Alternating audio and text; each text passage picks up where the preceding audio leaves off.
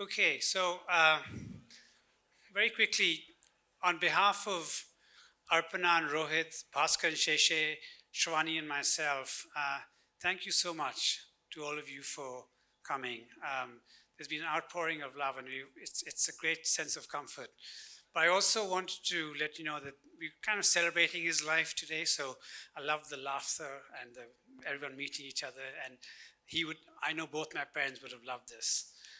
Um, I guess I have to give also a special thank you to Auntie Prama for being here, our surrogate mother.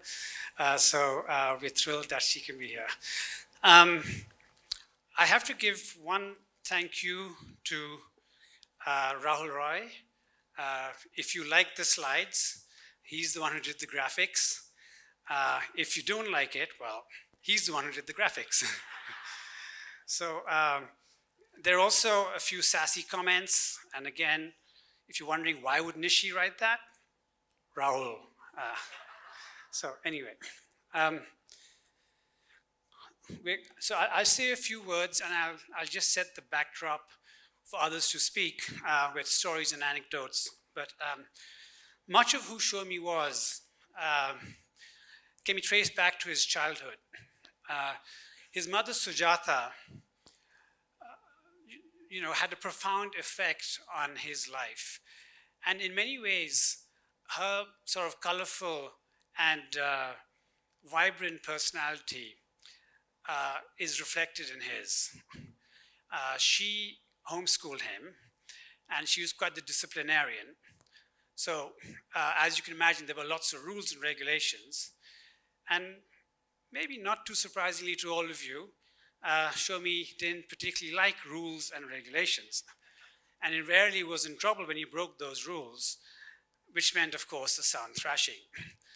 The story goes that quite often the two of them would be running around the dining room table. Sometimes he got away and was lucky, other times he got caught and had to face the consequences.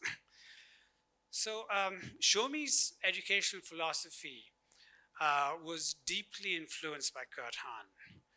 And Kurt Hahn, who had to escape, the founder of Salem, had to escape from Europe, because he had to escape from Hitler effectively around 1933, 1934. And he was assigned some land in Scotland, Gordonston House, where he could start a new school. And so he asked his then good friend, John Martin, who was later to become one of the founding teachers at Doon School, housemaster and headmaster as well. He asked John Martin to drive him to Gordonston, and which John Martin happily did. So Gordonston was founded in 1934. Doon was founded 1 year later. And Arthur Foote and Kurt Hahn were both interested in having John Martin teach with them. Martin decided to go to the warmer climate of India, luckily for Doon. My father was born in 1935, the year Doon was founded. He joined Gordonston in 1958. By that time, Kurt Hahn had already retired, but he still played an important role in the school. And my father spent a lot of time playing tennis with him and also, discussing lots of stuff in education. So Kurt Hahn was all about experiential education, all about doing and experiencing learning rather than just being in the classroom. And there's this really interesting circle of Kurt Hahn being John Martin's mentor, John Martin being Shomie's headmaster and housemaster, and then Shomie being friendly with Kurt Hahn toward the end of Hahn's career. So you can imagine that a lot of his work, whether it's taking students for flood relief in Rajasthan, or taking Cenarians down to the eclipse in Hyderabad, or building a radio telescope, or taking prefects into the hills, this is all influenced by both Kurt Hahn and John Martin. Now, I know a lot of you here, in fact, I would imagine all of you here have heard of that famous story of Shomie and his school friends who decided to, so to speak, borrow John Martin's car by pushing it out of his driveway driving it into town, having a bit of an accident, quickly getting it repaired, and then putting it back again without getting caught. That's the key thing. So you can see that his love of experiential education came early. And he loved to tell that story. And so when he was principal of Mayo, the Mayoites decided that, maybe they'd try something similar. So they pushed his halflinger out of the driveway, but little did they know that the driveway was just adjacent to his bedroom. So it actually woke him up. And they were very excited. They drove the car to the house, I don't know it was Bikaner and Tonk or Rajasthan, one of those houses, to show off to the other students. But as soon as they arrived in the driveway of the house, there was the headmaster standing, tennis racket in hand. Now, I don't know what happened, but all I know is they had to see him the next day in his office for the proverbial caning. So they arrived there the next morning, and one sort of brave Mayoite with sort of much trepidation said, "But sir, we believe you did the same thing when you were in school." And of course, Shomie must have been waiting for that question, because with a wry smile and a twinkle in his eye, he said, "Yes, but I never got caught. Now bend over." So that may be a form of experiential education, I don't know, but it wouldn't be allowed these days. Now, if you think of Kurt Hahn and experiential education, and if you think about the story of him being homeschooled by his mother and running round and round the table, it gives you a context into how Shomie's leadership operated. The former was all about his holistic approach to education, and the latter it really throws light on how he dealt with the individual student. He understood risk takers and rule breakers, boundary pushers, students who wanted to learn through unconventional and non-traditional methods. He recognized that the boarding school is not necessarily the perfect environment for every student. And he was equally comfortable allowing the scholar to wander off the beaten track, as he was willing to indulge the student who wanted to be a little, should we say, creative with the rules, provided that creativity didn't sort of affect or harm anyone. He really believed in nurturing the individual student. And he always said that if a school expels a student, it's not just a failure of the student, it's also a failure of the school, because they weren't able to provide that environment in which they could nurture that student. And it was similar with teachers as well. He was very, very supportive of his faculty, and also very indulgent of faculty who may have deviated from a traditional teacher. And he strongly believed that if the faculty are happy, you have a happy environment for the school, and that was important. Now, for any boarding school, the headmaster's wife plays a very pivotal role in defining the culture, the tone of the school. And in that sense, my father was very, very lucky. No one can talk about the success of his headship without talking about my mother, or as she was fondly known, Auntie Feroza. She was the heart of the school community. Her warmth, her love, her ability to make students laugh, her ability to take in a homesick student and make them feel at home, give them a sense of belonging.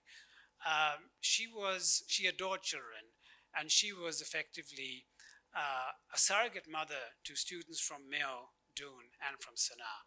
So, when all these, the love came pouring in, there was a lot of mention of her, and I guess a bit of a cliche, but of course behind every successful man there is always a woman, and that kind of. Now,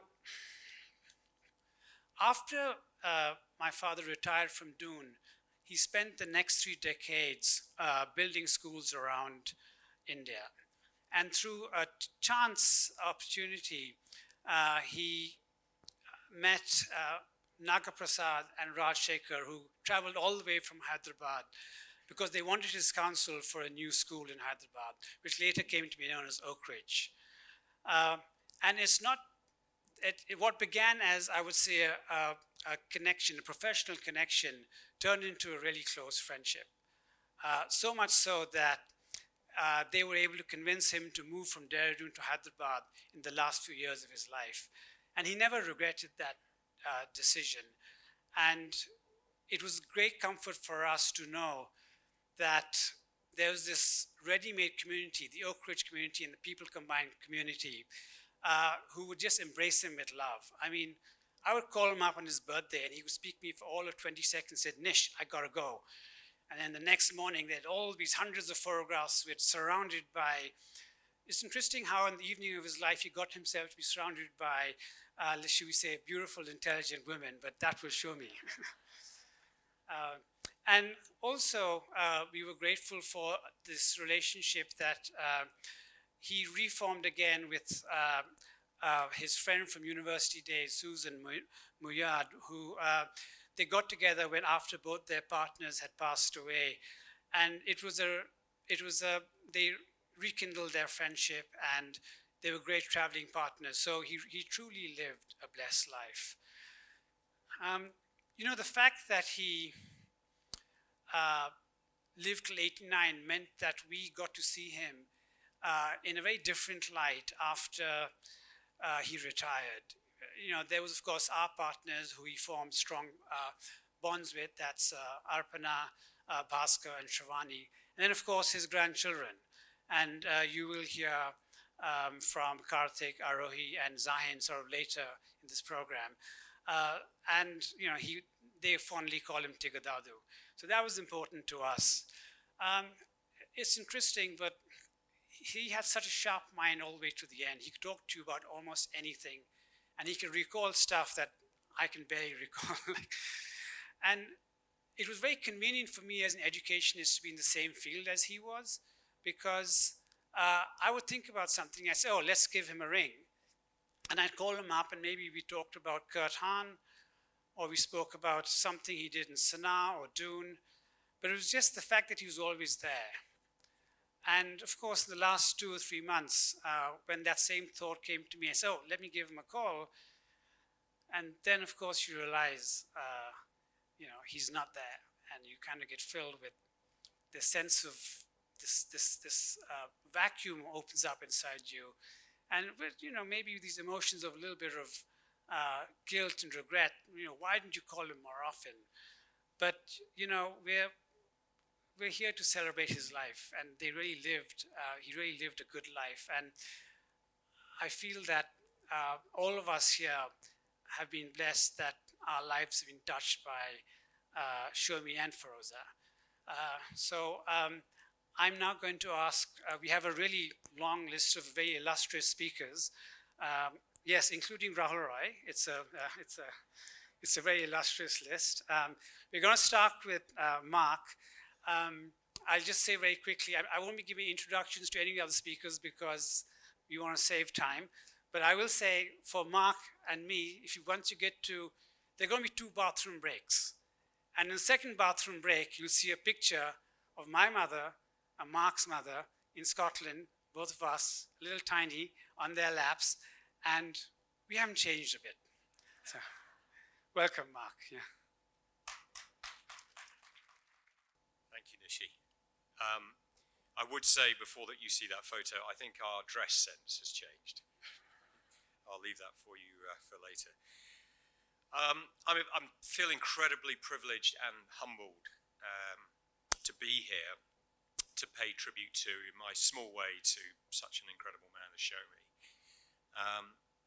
As the slide says, family friend, colleague, godfather as well, which is not mentioned. And that, I would just need to add, that means godfather not in the kind of Italian mafia sense, but in a slightly more spiritual sense that I'll pay reference to.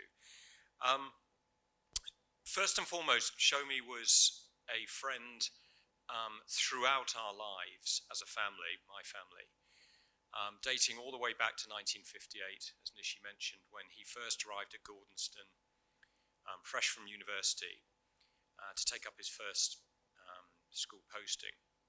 He immediately formed a connection and a bond with my parents who had only arrived shortly before.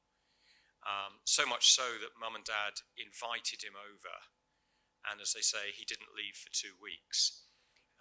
He actually didn't have digs, so he did move in and stay with Mum and Dad, and formed what became a lifelong friendship with Mum and Dad. And that was further enhanced when he came back to India in, I think must have been one of the summer breaks, and returned to Gordonston with Rosa, unannounced. And the 3 became a 4, and a friendship, as I say, that lasted a lifetime, and we as children witnessed and have witnessed over the years. Just incredible. Obviously, infamous in many ways, in many right ways, for the impact that Shomie had on the future King of England at Gordonston. But I think really, for me and our family, it was more about the friendship and the shared experiences we had. After Shomie returned to India, post-Gordonston, he returned frequently to the UK on visits and would always take time to come and find Mum and Dad and spend at least an evening together. And my growing up was filled with laughter and tears as they reminisced over the crazy adventures they'd got up to in Gordonston. It was always a very happy time when Shomie came to visit us. And that continued on through right to the end, actually. And the Godfather piece that I mentioned actually goes back to Scotland. When I was born, Shomie was invited by my parents to become my godfather, so to provide some sort of spiritual guidance. But I think it was more that rule-breaking and challenger mentality that appealed to me more in our time together. And the other curious thing about the Scottish experience was I think it links all 3 of us. I think it links Rohit, Nishi, Share, my sister and my brother who are in the photo here, and me, in that we were all born up in the northeast of Scotland, which by my calculation means we are all eligible to play cricket for Scotland. And we await the call. Nishi and I particularly, I feel. But that role as godfather manifest in Shomie inviting me to come out when I finished high school to teach at Sanar and travel and broaden my horizons. And I jumped at the opportunity, came over as a callow 17-year-old, and spent the most incredible year in Sanar and then travelling all around this incredible country, second-class rail, I would add, but also getting to know Shomie, who, as I literally grew up, I guess, in front of him, counselled, had a protective arm, and guided me. And I don't think it was till later he said he was also incredibly scared about the responsibility he now had back to Mum and Dad. But it was an incredible year where I got to know him, and then, of course, indirectly, and then directly for Rosa and Nishi and Share. Unfortunately, Rohit was away at that time. So I then formed a wider bond, and a bond that I think my mum and dad were always so pleased that I was able to form. And that continued well after my return to the UK and over the subsequent years. Shomie's return to England, he would let me know, we would meet up, and he would come and see Mum and Dad right up until that photo last year, which was, I believe, his last visit. And he found time to come down to the south of England to see Mum and Dad's grave and pay his respects. And then, as you can see, also found time to go to the pub with my sister and brother and I. And therein lies Shomie. And I think my memories, of course, are many, but the final sort of piece of it was our shared interest and passion for sport, and the fact that our communication had moved digital, which of course it would with Shomie, and his interest shared with me in English football. And so wherever there was a game going on, my phone would bleep and I'd look and it'd be Shomie sending me a message. And I think the last one actually was at the European Championships last summer. England was about to play a big game. I was sat down, my phone beeped, and I thought, I think I know who that will be. And I looked and it was Shomie. And it wasn't a bland question like, who do you think will win? Shomie wanted to talk about the formation and why was Harry Kane playing up front. So that was Shomie. And obviously, like all of us, I miss him greatly and we always will. But what gives huge comfort today and going forward is how my life and our lives were so enriched by him. Thank you.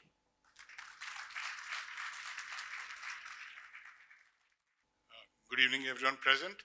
All of you know that Shomie spent 6 years in Mayo and 14 as the heady in Sanar, and between being a student and the head at Doon, another 14 years. So we are part of the footnotes of his life. But I have something in common with him. We studied in our alma mater, but we came back to head it. The temptation to compare myself with him, so strong, but I'll resist because I know where I stand and where he was. But the important thing is that he was brought in by another guy who was already at Mayo, Jack Gibson, another legend who had taught him in Doon when he was a student. And all that he needed was a phone call to him in Scotland to say that, come to Mayo. He says, look, I don't want to come for an interview. He says, who's calling you for an interview? I'm asking you to come and take over, hurry up. So off he came at the young age of about 34. And he was with us for 6 years. And two things changed when he came. First was the huge age gap between what Jack Gibson was. He was about 60 when he left, but he was a bachelor. And the second thing was, because Jack was a bachelor and Shomie was already married, and as everyone says, we used to call her Mrs. Das then. Don't think we took the liberty of calling her Firoza. But that just changed the complexion of school overnight. Suddenly, we felt that we had one more mother beyond our housemaster's wife to take care of us. And both Jack and he always kept an open house. And you could always go there. You could complain about your housemaster, your teachers. They would give you a patient hearing, ignore you after that, but never let the person know against whom you had complained. I was there only for a year or so. My batch was actually 1969, but I took 3 extra months to graduate because we did higher secondary. And the impact that he left on us was so deep that when our batch celebrated its golden jubilee of finishing school in 2019, we ignored the traditional invitation to past principals by the school and invited him as a guest of our batch. And he came and spent 2 days in school as a guest of our batch. And in fact, I can see Naga sitting here. If you read his biography, which Naga has written so lovingly, it's there in the hall. There's a mention of this, that I came back, there was the first batch, I came back for the Golden Jubilee. And implied in it, if you read between the lines, his great sense of surprise that one of his students had actually come back to head the school. I don't blame him. But I saw the long batting lineup, and normally you have 15 players in the team. Only 11 play, but here I can see all us expected to play. So like Rohit Sharma, I will do the power play act and move on fast. A little story that I think Nishi you missed out on was about that halflinger thing. That when they came back, he swung the tennis racket and broke the guts. And many years later, the boy, I can't remember his name, he actually went up to him and told him, sir, I'm the guy on whose back you broke that racket. But that was what teachers and educations were then about. If Jack Gibson punished you wrongly, he would call you and say, okay, I gave you 6 of the best. Please, here I am, do it to me. Today, corporal punishment is out. I can see the present head of Doon here. I see one of my predecessors from Mayo here. And I can tell you, they'll tell you that corporal punishment is a complete no-no. And yet, schools like Mayo, Sanar and Doon continue to flourish without cracking the whip, literally. Simply because there are such deep-rooted values in us. And the focus on 2 things. One, on building your character, which he gave many examples, but I used to use a phrase for it. It's called controlled adversity. You put the child to risk, but not to the point where the child gets into any physical or serious harm. But you have to be exposed to risks. And the second was, it was drilled into us that you are going to leave school as an independent thinker to take decisions. So for God's sake, stop looking up to your parents or to us as what we should do. If you do it right, nobody will comment. If you do it wrong, you'll get canes on your back. If you are smart, by the time you leave school, the frequency of caning will diminish substantially. I've also been cautioned by him on the time, and therefore, before he decides to cane me, I think I will yield to the big gang of Sanarians and Doscos who are here. On behalf of the small Mayo contingent, I think, have I spoken loudly enough? Go Mayo!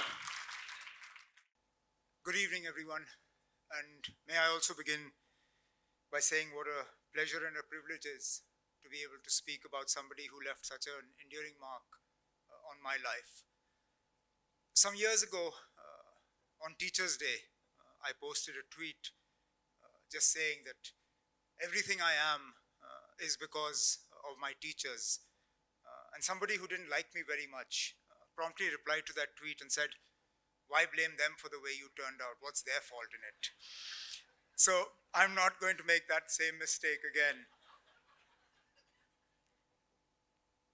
Most of what I have been able to achieve, and most of the way I have turned out, at least for the better, is down to Sanar.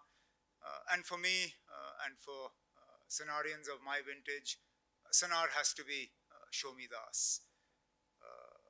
He led by example, and I, to this day, remember the first time I crossed paths with him when I was in the 5th, which is lower 3. The Lily Pond, those of us familiar with Sanar, I was walking from the Lily Pond towards the post office, and the headmaster came out of his office and was coming down. And the moment I crossed paths with him, I lost all sort of spatial awareness.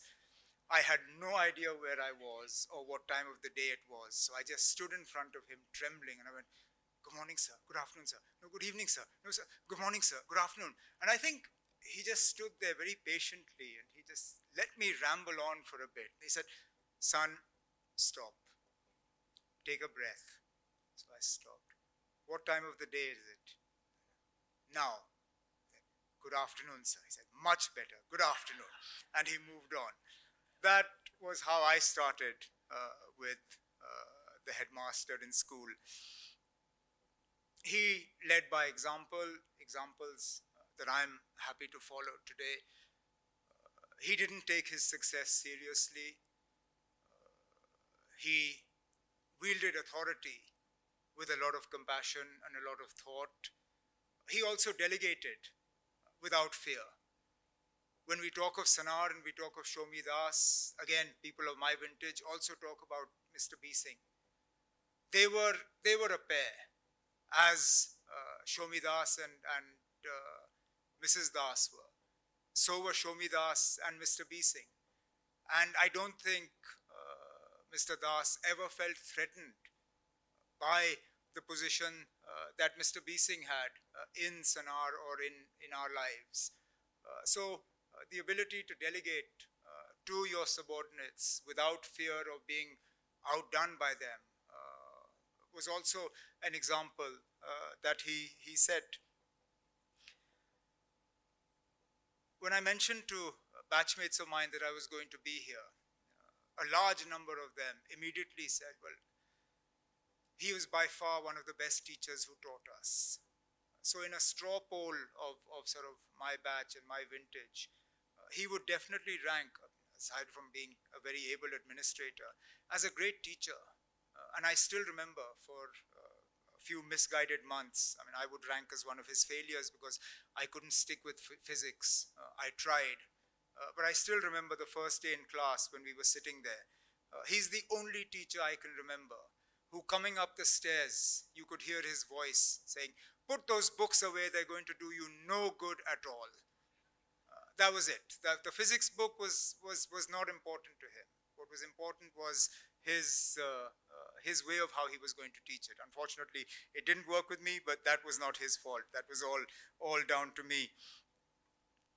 For some reason, there are a couple of things that stick with you, and in the grand scheme of things, probably insignificant. But again, they show how he was willing to sort of be different. He was willing to make changes right at the spur of the moment. I remember an assembly in Barn Hall, and assembly finished, and suddenly the headmaster walked in. Now, this was an extremely unusual occurrence because the headmaster took his assembly on Monday. Everybody else did it on other days of the week. And the headmaster walked in, and behind him he trailed a television on a stand, and the television was put on the stage and plugged in. And lo and behold, he decided to cancel classes for the entire morning so the school could watch the opening ceremony of the LA Olympics. Now, this is something that we would never have thought of being able to do. And to this day, it's probably the only, other than the London Olympics, the only Olympic opening ceremony that I've ever watched start to finish. Again, thanks to Shomie Das. And another one, again, showing the patience that he had. When Halley's Comet was whizzing past, he put a telescope in his back garden and invited as many of us as he could to witness Halley's Comet, because this was a once-in-a-lifetime opportunity. And for the life of me, I couldn't see it. I really couldn't. And I don't know whether it was something with me or with the way the telescope was set up, but I struggled, and there was a line behind me. But again, as patient as he was, he said, "Have you seen it?" And I was like, "Should I just say I've seen it?" And I said, "No, I'll be honest." I said, "No, sir, not yet." So he's like, he actually explained to me where I would find it. And lo and behold, I did. So I will, for the rest of my life, be one of those people who can say, "Look, I saw Halley's Comet." And I did it thanks to Shomie Das. So the memories are many. The imprint he's left is deep. So many sort of experiences that started for me in the headmaster's house, for which I will always and eternally remain grateful. So wherever you are, sir, thank you very much for everything you did. Godspeed and never give in.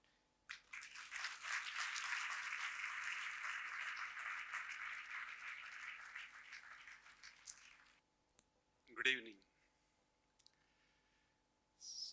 All the people who have assembled here have fond memories with Shomie, and it is such a great privilege to share my memories with Shomie.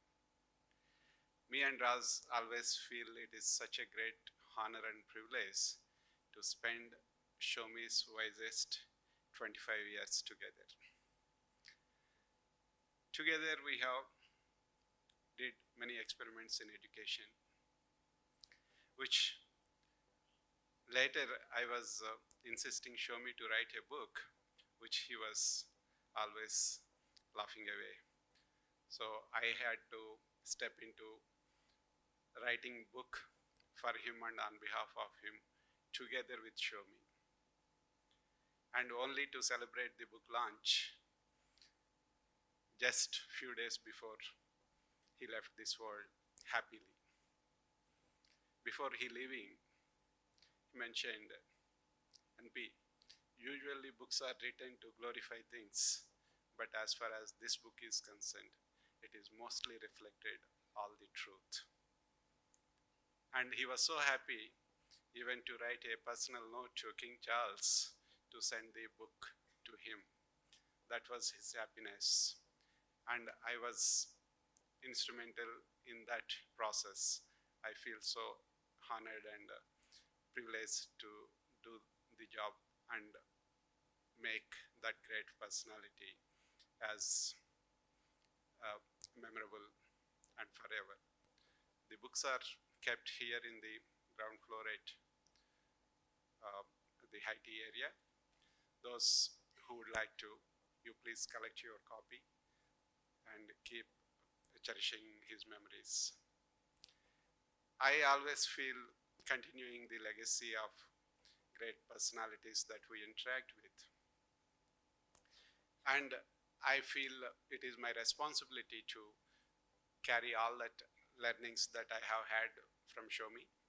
Today, whatever I talk about education anywhere in the world, most of my learnings are from Shomie because I spent thousands of hours with him discussing, agreeing, disagreeing, to the extent at some stage, even I had the privilege to scold him, probably nobody else, of course, maybe after his mother. So during COVID, Shomie is being Shomie. He would like to have all those smart, intelligent women around him, which he tells them, don't tell NP. He will build a wall around me. That was the kind of relation we have had and celebrated all those fond memories. And as Nishi mentioned, he took courage to move to Hyderabad at such an advanced age. Just he trusted us and he left this world from Hyderabad. It all was such great memory. Thank you, Nishi, for giving us the opportunity and trusting me and us to take care of Shomie in the last years, the whole family. Thank you very much.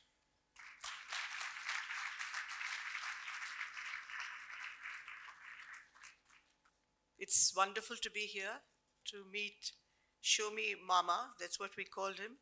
Shomie Mama's wonderful, large, inclusive family. It's, I think he would probably be looking down on us with a wicked grin, because I always thought he had one of the most amazing smiles. It went to his eyes. So there's no way you could not acknowledge that he was amused. I am in-law. I got married to Banker's nephew, Shomie Mama's nephew, Banker, and I got to meet them all when the children were very little in Mayo. So my memories go back to a time when Shomie Mama was a young man and we were all much younger, and there were long and very fierce arguments about many things in life. And I think my introduction to Shomie Mama again and Mrs. Das, whom we called Fat Aunt, we gave her an interesting name because my Bunker insisted on calling her all kinds of things, and she said, I'm your aunt, you better call me aunt. And he said in a jocular fashion, I'm going to call you Fat Aunt. She said, it's fine. So we ended up calling her Fat Aunt. These two were fantastic people who introduced me to my in-laws. I have so many of my cousins-in-law, friends, everybody here, the entry into this extraordinary Brahmo family. And I think this is something I want to remember nowadays. We sat at table with members from all faith, with all political opinions, with all kinds of vegetarian, non-vegetarian desires and fetishes. We had always had a table with arguments and with discussions in which we seldom agreed. And it gave me great hope that I would survive in this family because I'm an argumentative Indian.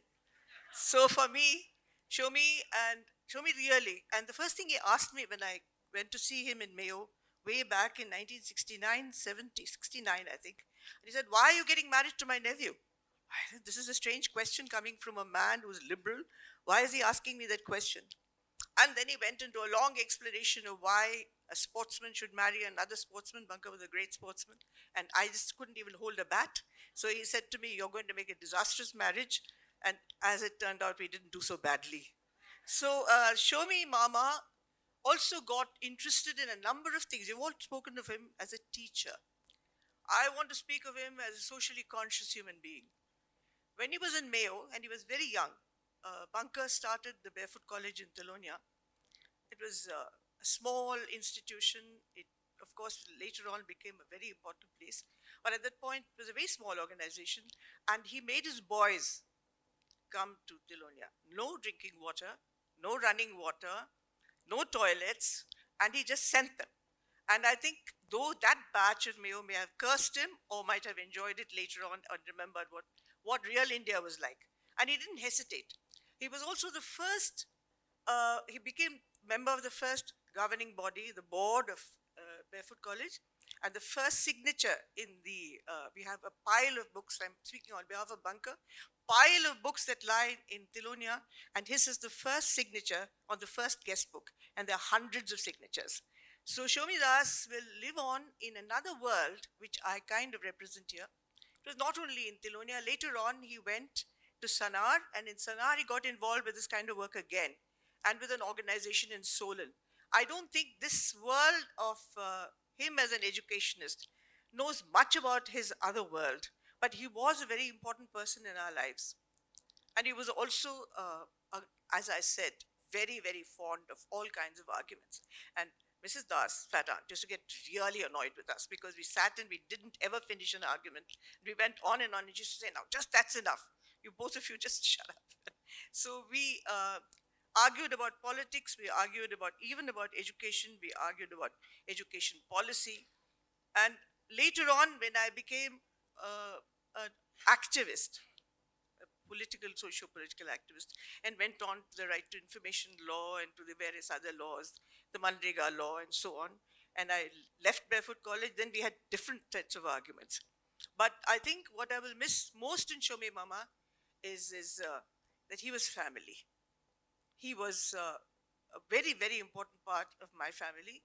And the Dases, the Roys, and all the others who are here today will all remember him for his compassion, his kindness, and for his ability to relate to a variety of issues and always be there for us. I called him once in a couple of months. We had long discussions. We had exchange of ideas, and I'm really very sorry that I didn't see him in the last 2 years of his life.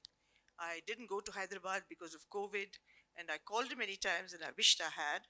And today, this is a toast to Shomie Mama and to Mrs. Das, fat aunt, and for what they did, not only to schooling and to the children who went to school, but to the family. I really think they brought us together and they held us together in a way in which the tradition of a multicultural, a multi-faith, multi-opinion-based family could get together. We had strong and very, very differing opinions. So I think what India lacks today is that atmosphere. And I think probably, though none of you have mentioned it so far, I think one of the important things of the Das household was this, that you could go in and talk about anything and everything was all right. There was nothing that was taboo. Of course, there were things you couldn't talk about which were unethical. But if you had a different opinion, it simply did not matter. And I think that, was his very singular contribution to the schools he was in and to the society of which he was a very important part. So I remember Shomie Mama with great affection and with great love, and think that memories of him should circulate and be in circulation for a long time to come, and for his grandchildren and for his other relations who are here. I think it's a very important thing to think of him as a man who made a big, big impact on education and on civil society in India. Thank you. March 1984. The sound of leather hitting willow was all over the lovely hilltop as students played cricket. One student was in the cut side, reading quietly, alone, diligently. At a certain time, Mr. Das, our headmaster, passed him by. All Mr. Das said was, "How are you?" That was the measure of the man. In a time when everyone was expected to play, and it was actually very unfashionable to be reading a book, he let the student do his thing. He let a student quietly read and think about what he was reading. Mr. Das was always ahead of his time. He believed in liberal education. He embodied experiential learning.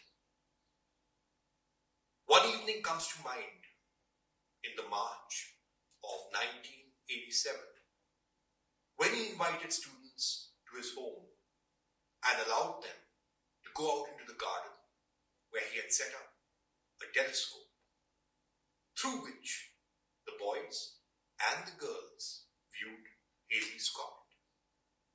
It was a memory that will never be erased.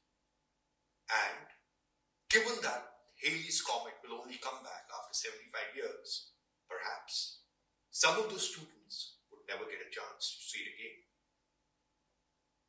Mr. Das brought computers to Sanaa even before many colleges in India had decided that computing was essential to education. I recall how he allowed his personal Apple computer to be placed in a classroom, and students who were genuinely interested in computing were allowed to lead on the learning even while faculty were appointed. That is the kind of person Mr. Das was. He would take groups of his tutorial students to climb peaks and to camp at high altitude in many remote and beautiful areas of Himachal. It was Mr. Das who not only encouraged students to take up commerce and economics and accounts, and yes, the arts as well, at a time when it was the sciences that most people would opt for.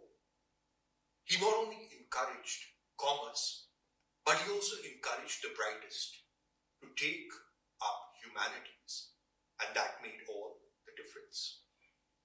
It was Mr. Das who would encourage every member of the community to choose the harder right as opposed to the easier wrong each and every time.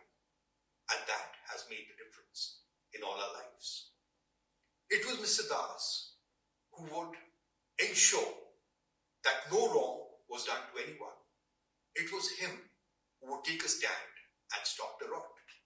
He led by example, and that is something many of us have done all our lives. During the pandemic, Mr. Das was our chief guest at the Lawrence School Sanaa. He came online flawlessly, exactly on time. There was no issue when he gave his speech, and it was the most memorable speech. Having him as a chief guest was one of the loveliest things which a school could have done. We will never forget him. Instead, we will continue to celebrate his life through the life at the hilltop. Thank you, sir.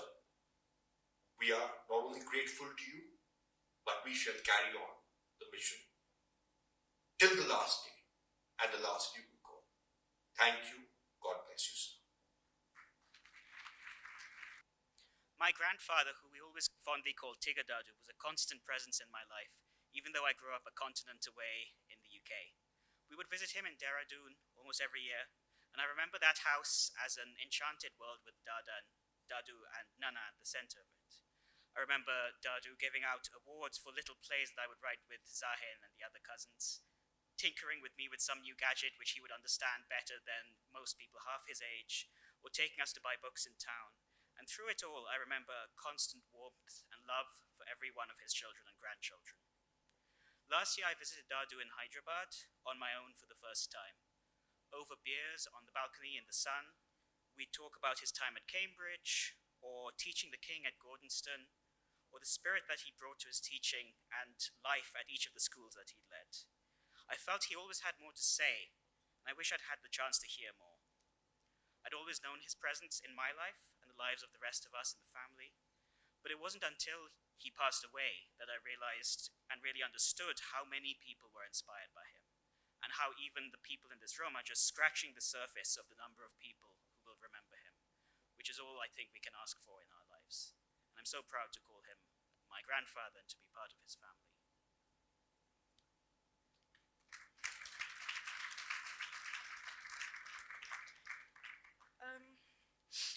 I wrote a diary entry when Dadu died, and I read it again for the first time the other day. It was about loss and how this is the first time in my conscious memory that I've experienced the bereavement of a family member.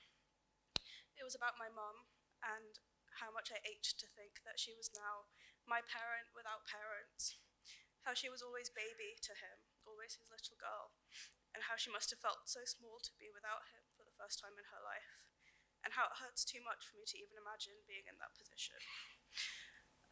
It was also about jealousy. It was about feeling cheated, that I got to spend less time with Dadu than my brother did, that he got everything earlier than me, and I lost everything earlier than him. But it was also about love.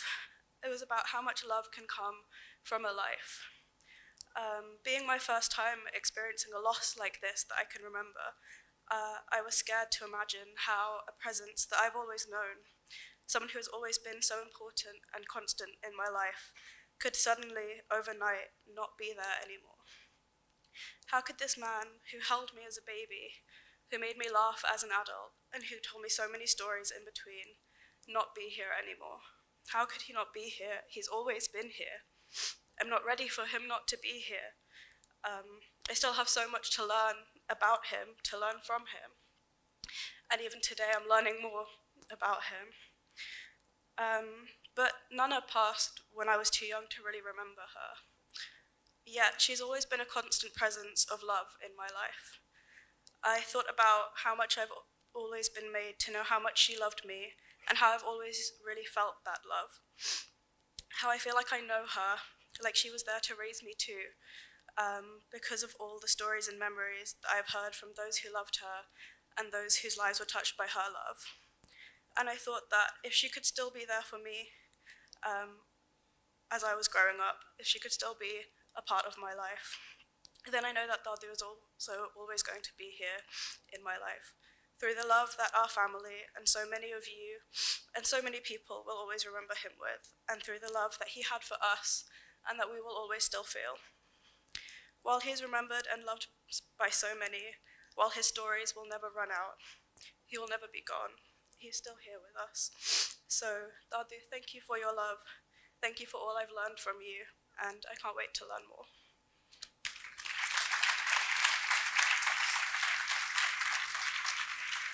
Well, that's difficult to follow.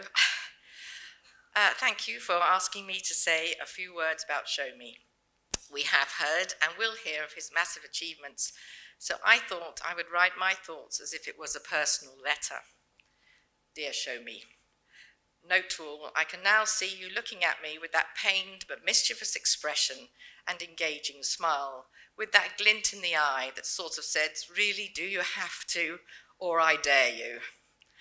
The world has much to thank you for, and I have much to thank you for. If you remember Shomie, we met in 1983. You were attending the Round Square conference held at Cobham Hall, my old school, and students were being housed in the school, and adults were being housed with families close by. My parents hosted you and Feroza and a Canadian headmaster and his wife. Wow, what a week it was. I remember it so vividly.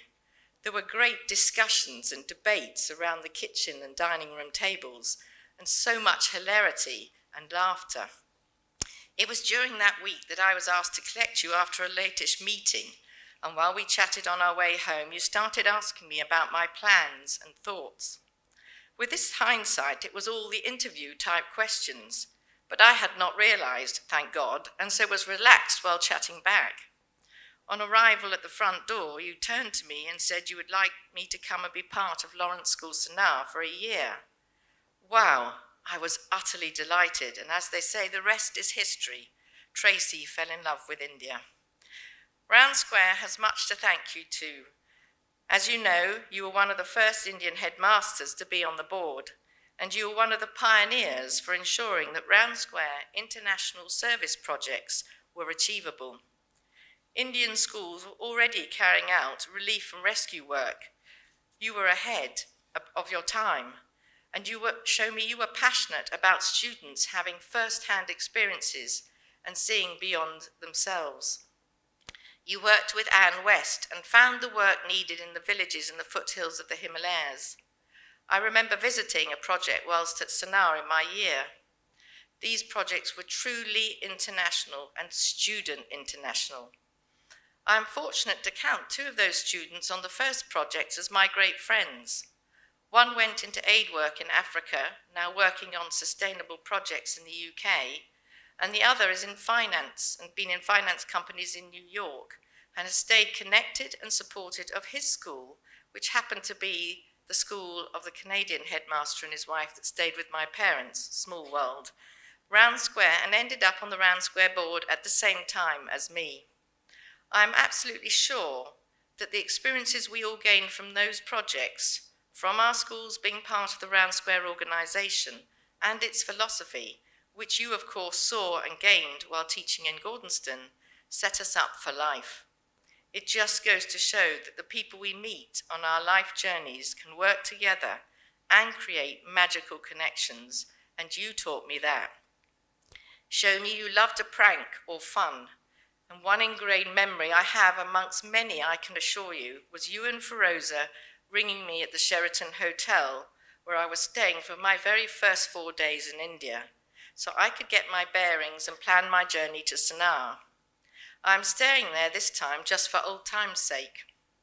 I was struggling with the time difference, and you announced that you would be collecting me in an hour to accompany you both to a polo match. Well, little did I know that it would be the army versus old Sanarians polo match. 4 contestants, and we were sitting on this raised podium, and you were the guest of honour. You never said, thank goodness I had worn my best English dress amongst all the beautiful, elegant women in stunning saris. Mind you, I did not manage to stay awake during the dinner that evening at your friend's house, Shomie, but luckily nobody seemed to mind. Shomie, I will always cherish and remember your family making me so welcome in your home and in the school.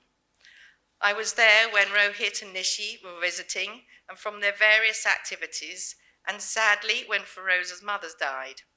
I always enjoyed spending time with Nanaji, reading and sipping tea, family being important in Hedi's house.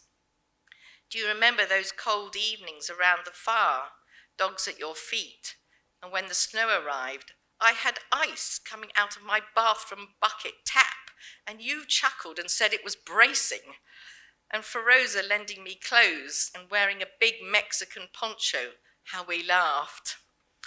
I enjoyed meeting Shay Shay, who was there at the school at the time, and meeting her friends, who kindly took me to Kasoli for the first time. My first bunsum and jelly bees, and buying shawls, and you insisting I walk everywhere. Those hills when I first arrived, I could hardly breathe keeping up with the children. You encouraged me to take part in everything, always wanting to hear how I got on and what I had taken away from that experience. You both loved hearing about my adventures then and all during my life. That mischievous grin when I exclaimed something in horror, ensuring I tried all food, despite Feroza's protests, even to try betel nut on my very first trip to the school. I never did get the hang of that. However, I did love eating the condensed milk straight from the tin on the school expeditions and gulab jamuns. Thanks to you and Feroza and your encouragement, I travelled in India, experienced so many wonderful adventures, made lifelong friends, and all the while you saw me grow up and mature. I hope I have achieved the same with my children, encouraged them in meeting and engaging with people all around the world, which is what you love doing, with your intellect, charm, charisma, sense of fun, way with words, and also at times with sternness and seriousness, especially when I told you I had waved down a truck to give me a lift.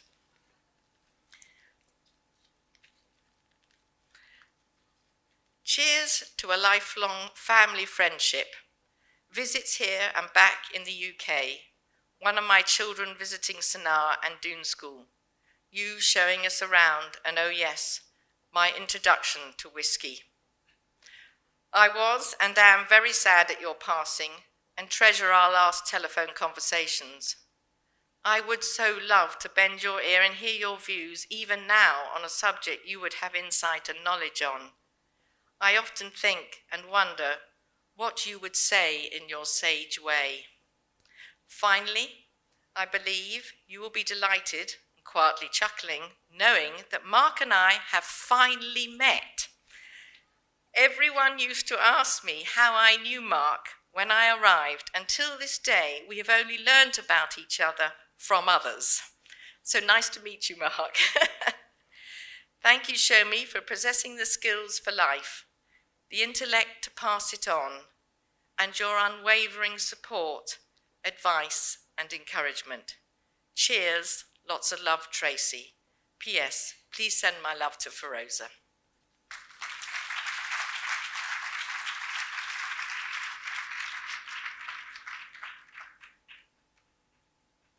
Good evening, everyone. Thank you, Nishaji and family, for inviting me to this event and giving me the opportunity to speak. I'm Hema Channapati from Hyderabad, and I was formerly the principal of Oak Ridge International School. Currently, I'm working at a school in Kolkata. And here's the twist. Throughout my life, I've been influenced by several remarkable individuals, and interesting to note that a lot of them are Bengalis. It all started with Supriya Sen Gupta, my economics professor at Sophia College in Mumbai, where I did my bachelor's, who incidentally is the aunt of Janajit sir. Followed by the first principal of Oak Ridge, Janajit sir, and then Rohit Sen Bajaj from Doon, and of course, Shomie Das sir. Shomie sir and I were associated for the last 24 years of his life. He was the original influencer in my life, my mentor and guide. He interviewed me for my first job and saw potential in me from the very beginning. I distinctly remember him saying, Hema, we needed 20 teachers for the school and we have them now. You will be the 21st, but we want you to join anyway. Are you willing to take on a variety of tasks? I said, sure, sir, very innocently, and those tasks were really, really varied, and today I thank them because they made me the person I am. And that's how my journey into education began. Every new step I have taken in this journey, I had the blessing of Shomie sir. I had the privilege of working with him in the latter years of his life career, and I would often wonder what kind of person he was in his younger days. Now being here today, I get a glimpse of that. There was always so much joy in his presence. He has an incredible ability to see potential in people. He was a true visionary, always discussing the latest trends in education and how they would impact future generations. Unlike some of us who were sometimes hesitant and skeptical, he embraced change and saw it as innovative and trend-setting. Every time we met him, he left us feeling inspired, motivated, and eager to do better. He had an extraordinary ability to connect with people from all walks of life. Seeing him with children always inspired and definitely brought tears to our eyes because he could connect with every single one of them. But perhaps what stands most for me is his humility. He always had time and patience for each and every one of us. What I carry forward is his passion, positivity, optimism, and sheer zeal for life. He was my biggest supporter and my well-wisher. So many people have reached out to me saying that he always spoke highly of me. I'm truly grateful to have known him. I do miss him constantly. I would like to attempt a small tribute to him in Bengali. Please do forgive my accent. Morite chahina ami sundar bhubone, manobare majhe ami bachibare chahi. Translation, a visionary never truly dies. They live on in the hearts and minds of people. Thank you all for listening. My best wishes to his family. Thankful and grateful for knowing him.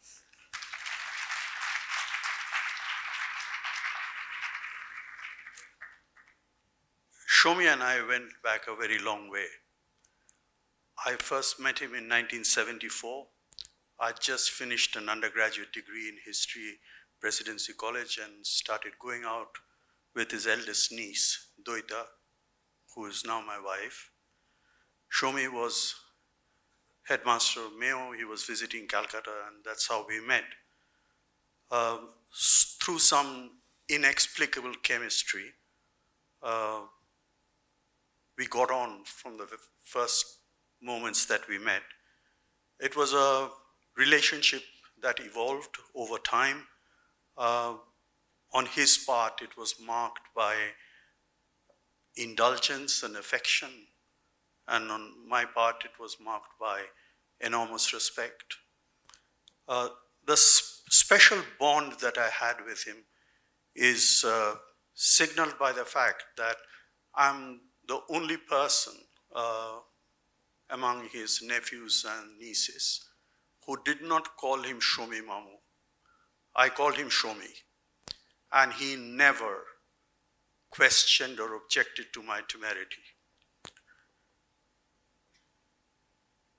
What is often not recognized, even in Calcutta,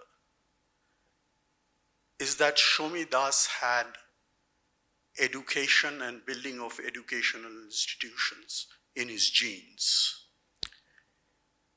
His grandfather, S.R. Das, founded Doon School, but he also founded Lady Irwin College. His two great aunts, that's the two sisters of S.R. Das, are very well known in Calcutta for setting up women's educational institutions. Sharala Ray, she became Ray because she married the first Indian principal of Presidency College, Calcutta, P.K. Ray, set up Gokhale Memorial Girls' School. And Obola Bose, the second sister, who married the great scientist J.C. Bose, set up the Brahmo Girls' School as well as Bethune College, or was involved in the growth of Bethune College and Bethune School in Calcutta. And as Nishi pointed out, Shomie's mother, or Didima, was actually within the household a very imaginative teacher. The three siblings, Shomie, his eldest sister, my mother-in-law, Rehan, and Binita, you see them there in the picture. They're all very fondly remembered or recalled that when the family during the Second World War was evacuated to Ranchi because of an imminent Japanese invasion, which never took place, Didima used to organize lessons for her three children very imaginatively, because she had to hold their attention because all three of them wanted to go outside and play. And all three of them remembered how innovative she actually was as a teacher. Shomie inherited this innovativeness and this modes of teaching, as many of his students have been talking about.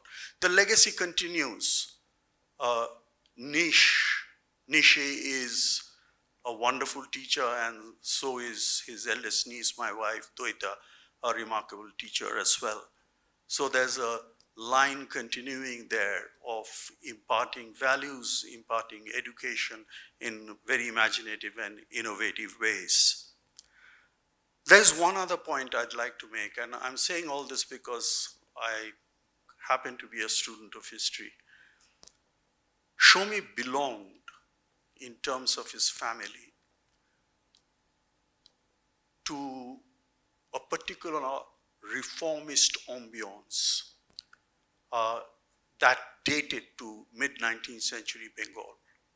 His great-grandfather, Durga Mohan Das, was one of the pioneers of widow remarriage in Bengal as an associate of Ishwachandra Vidyasagar. And so much so that he married a widow, and when his very young stepmother got widowed, Durga Mohan actually stood by and organized his own stepmother's marriage. When we speak of Shomie's innovativeness, his attempts to think out of the box all the time, this is the context from which all this is derived. He was the head of three very major boarding schools in India, 2 of them all male ones. And I once asked him which were his best years as headmaster. I was expecting he would say Doon, because that was his natural habitat in terms of family loyalties and connections. But he said Sanar.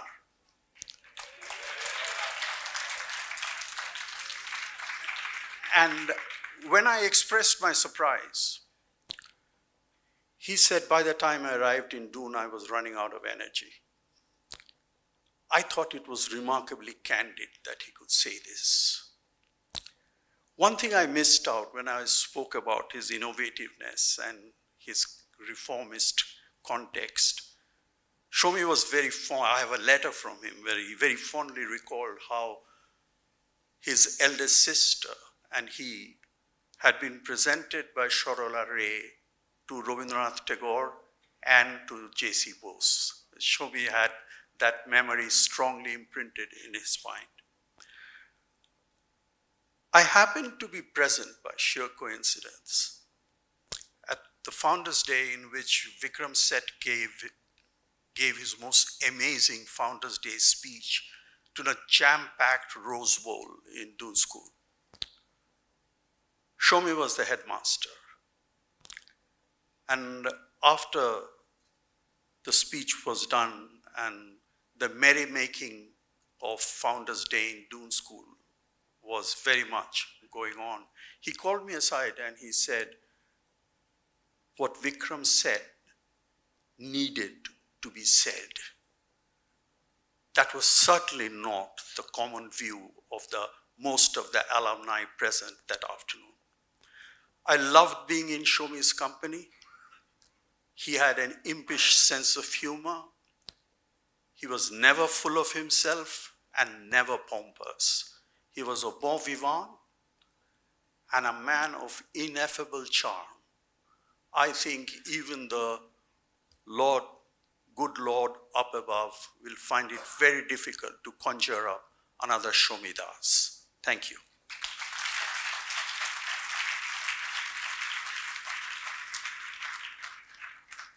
Good evening. I thank the family of Mr. Shomie Das for honoring me today and inviting me as we celebrate his life. To me, he was an iconic educationist who trained and guided the aspirations and personalities of a whole generation of Indian youth across 3 schools. And most of them contributed immensely to national development and globalization, and so many of you here are manifestations of that. So truly, I am proud of Principal Shomie Ranjan Das and what he did for us. When he came to Mayo, I was a small boy, and I was brought up on the nationalist movies of Bharat Manoj Kumar. And in 1970, the movie came, Purab or Paschim. And to me, he was my Purab, my Bharat Kumar, the man from the East who came from the West to perhaps train the best in this country. So I could never forget, to me, he was my hero, a very handsome 34-year-old man with an equally charming wife. You know, Mrs. Firoza Das became a part of our school plays, and I think many of us remember her playing Eliza Doolittle in Pygmalion. Absolutely unforgettable.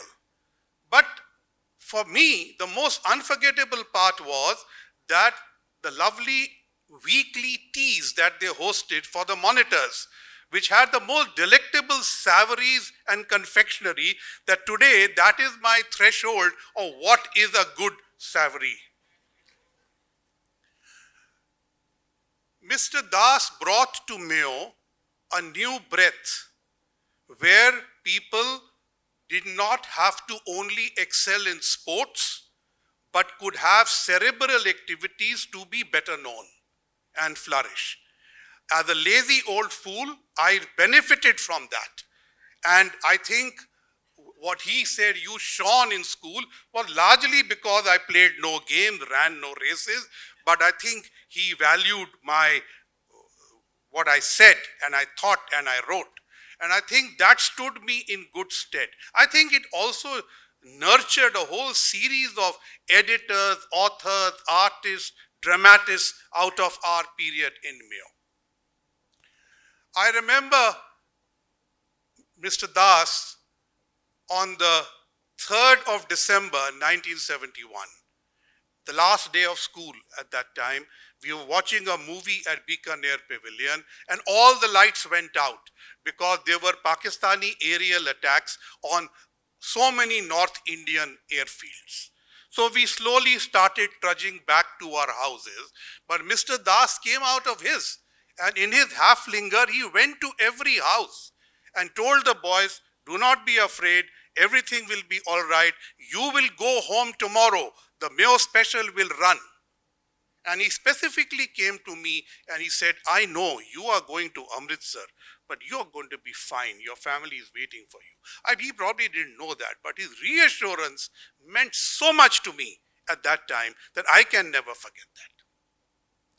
I met him again a few years ago in Hyderabad, and by which time I had retired.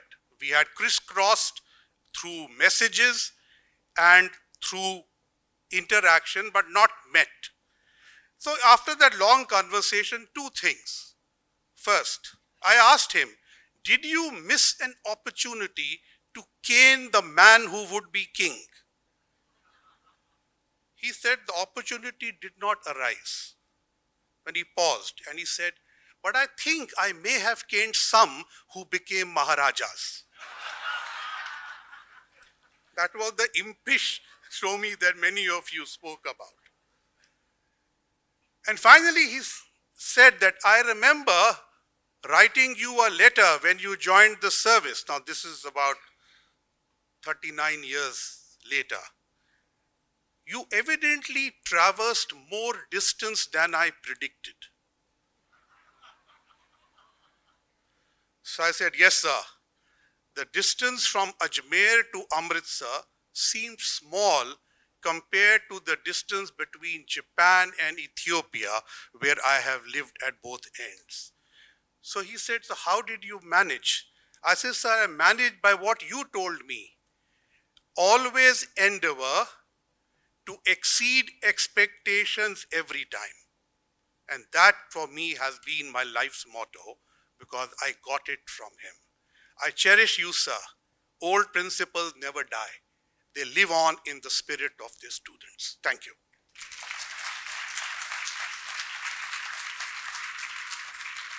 Dear friends and family of Mr. Shomie Das, I wrote down my thoughts when I learned that he's no more. I messaged Shiraz and she said that if you would like to say something, you can record it and send. I am now in Bangladesh. I work in Dhaka. I am the head of the Aga Khan Academy there. But my journey started in 2008 with Mr. Shomie Das.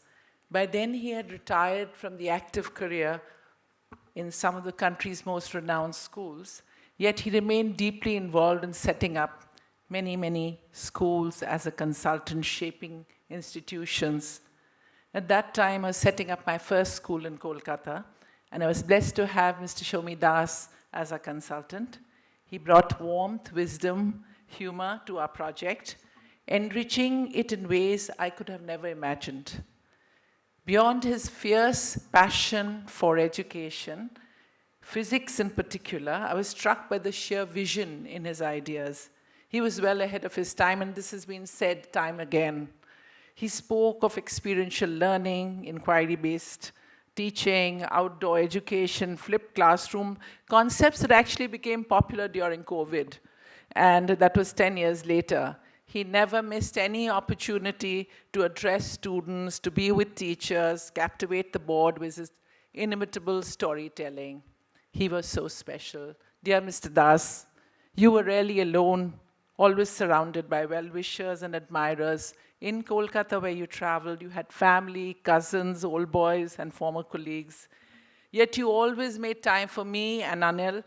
I would never forget the kindness and care you showed me, reminding me to slow down, to make time for personal growth and reflection. When you moved to Hyderabad and your visits to Kolkata became infrequent, you were still just a phone call away. No matter what challenges you faced, you never indulged in self-pity, never made a fuss, just that wonderful dry laugh, as if it were all a part of some cosmic joke. You always treated me like family, insisting I reach out to Shiraz when I was visiting England. You connected me to Nishad, enabling our students to engage in meaningful exchange programs during the COVID years. Yours has been a life which has been richly lived, earning you the love and admiration of thousands, perhaps millions of former students, teachers, all of whom are now diplomats, ambassadors, politicians, professionals, not least of them being the King of England. You will live on in the hearts and minds of all those whose lives you've touched. The impact of what you have given us will be felt for generations, a legacy we carry with pride. To me personally, you were my mentor and father figure. Your absence leaves a void that will never be filled. With love and deepest gratitude. Thank you. Hi everyone, it's Navi here from Nilgiri House, and this is Mars. Mars, who knows about the tales of the legendary Fudge and other dogs that were in Hetty's house. I want to just share two memories of our irreplaceable and very, very precious Uncle Shomie and Auntie Firoza. They were always there for us in so many ways, but I specifically remember two things which really shaped my life in so many ways. One was when I ran away from school, and Nadeem and I were quite famous for running away from school. Somebody named us the Bolters. Nadeem got a lot further than I did, but I only made it to Kasoli. Anyway, once I decided to abandon ship and go off to Kasoli with my faithful dog Snoopy, who I still have. And Snoopy and I set off for Kasoli, and we found ourselves in a very strange and scary situation at the end of it, because actually we were completely unequipped for this adventure. Meanwhile, Hedy set off with a search party himself, and he tracked me down by asking, "Ek ladki thi khargosh ke saath," and that's how I was identified, because he knew that people might think this was a rabbit. Anyway, just when I was losing my nerve in Kasoli and regretting that I had run away because I was alone in a big house somewhere, suddenly the door opened, and there was Hedy in the search party, and he was so kind and non-judgmental. He allowed me to just go barreling into his arms with big tears of regret, and instead of punishing me and giving me any kind of grief, he was very understanding and tried to, query briefly what was the exact problem. So that was memory number one. And the second memory that really is important is, for me, in terms of where my life went, is the fact that he found me reading a storybook, which, we were not allowed to do outside Parker Hall. I was lost in Somerset Maugham's The Razor's Edge, which luckily, thankfully, I was reading instead of the Mills and Boons that we normally perused. But anyway, suddenly Hedy's stick appeared right down where I was hidden under a bush, and he said, "What are you reading?" And when he saw that it was Somerset Maugham, instead of punishing me again, he said, "Carry on." And today you see me surrounded by books, and my life, I began to take myself a little more seriously than I had, because he taught me that it was important to,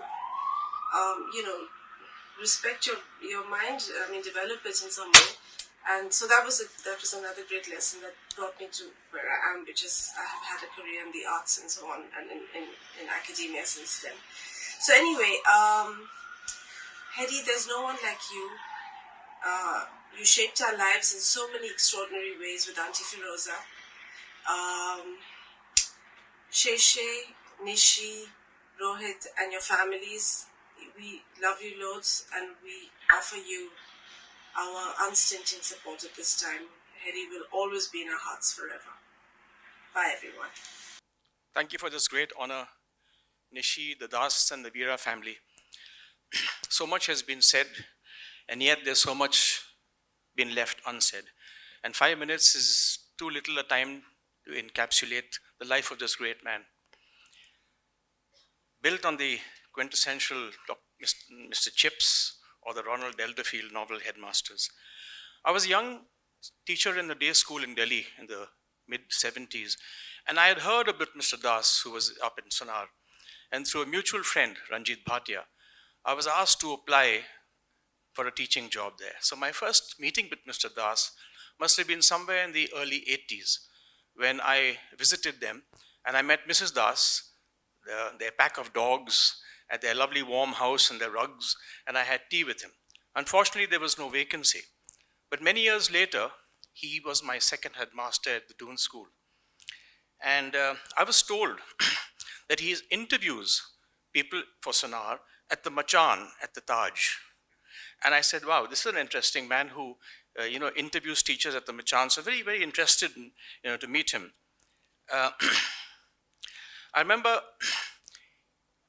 being a rebel and a sort of a maverick, he made me a housemaster out of turn in a leave vacancy when a housemaster had gone on a sabbatical. And soon after that, he offered me 2 houses, which I refused. And I remember he was furious with me, but he never held it against me. He then offered me another house, which I ran for 10 years. He decentralized the entire show in Doon. He let us get on with it, didn't breathe down our shoulders. One day he phoned me at night and said, a boy from your house left at 2 in the morning. I said, yes, sir. He has a strange blood group and his grandfather was ill. All he said was, great. When Daita Datta, who was running a house at, his niece running a house in Welham Girls, and I decided to have a link between our 2 houses, a cultural and social bond, he said, yes, go ahead. So, he let us get on with the job. He was very, very, in the line of Kurt Hahn, extremely service-oriented. And I think he took so much from the sea rescue in the North Sea, which Boys and Gordonston had been doing. So he brought the ambulance service at Doon. And I remember being on the roster for teachers who could drive the ambulance. And those were the days before the 108 ambulances in Dehradun. So the school ambulance actually answered the call from town. And our boys and staff rushed out to help people. And then after the 93 earthquake, I know a lot of our teams went out dropping food packages and out in the hills. He started paper recycling. And for him, service was real service. It wasn't lip service. As a sportsman, I think of the 6 headmasters I served in Doon, he possibly is the only headmaster who actually played sport with us. I remember he and Mrs. Das had an accident on their route to, on their way to Dehradun, in the Gypsy, and they were both in hospital. I know Firoza Das had broken both her wrists, and Shomie, I think, he had broken a femur. And yet, soon after that, he played badminton in a boys and staff mixed doubles, and he was a very difficult opponent to beat. And I know he was just out of hospital. I think it must have been 3 months after the accident. He also started the RIMC versus Doon staff matches, which we played with great gusto, and was always followed by a meal either at our school or their school. Hockey was his favorite. Initially, when he started playing, it was a bit of the first half, and then he would sit down, and I would replace him with a young teacher. But as he got fitter, he said, I think I can finish the first half. And later on, when I was, as he got better, he said, I think I'll play the whole game. So that's how he went on. In the days when the Doon School Weekly always lampooned teachers with cartoons, he was somebody who could laugh at himself. And every Monday morning, after the cartoon came out on a Saturday evening, there would always be teachers who complained about boys making, pulling their leg and having a crack at them. But not Shomie Das. He said, once a boy puts you in a cartoon or, makes fun of you, you've come to stay. they like you. And he was a man who could take criticism as well. He never shied away from, and there were so many cartoons of him in the Doon School Weekly. I remember once asking him how he became a schoolmaster. And he humbly told me, he says, at Cambridge, one of his professors called him and said, Das, you aren't going to shake the world with your physics. I think you better take to teaching. So, and people who thought he was whimsical or, unpredictable, it was because Kurt Hahn had said that it's better to be right than consistent. And he would often quote that. I'll end with a small cameo, another of the little cameos that I have about him. And the Doon School boys here would remember this. Cross country was always on the 29th of November, cold and frosty. Could hardly see these boys warming up in the distance. And there would be Mr. Das with his dogs, his cane, his beret, and his tweed coat, always surrounded by boys, always connecting with them, always chatting them up. This is how I remember him. Thank you, sir, for all you've done for me and my family. Rest in peace. Thank you.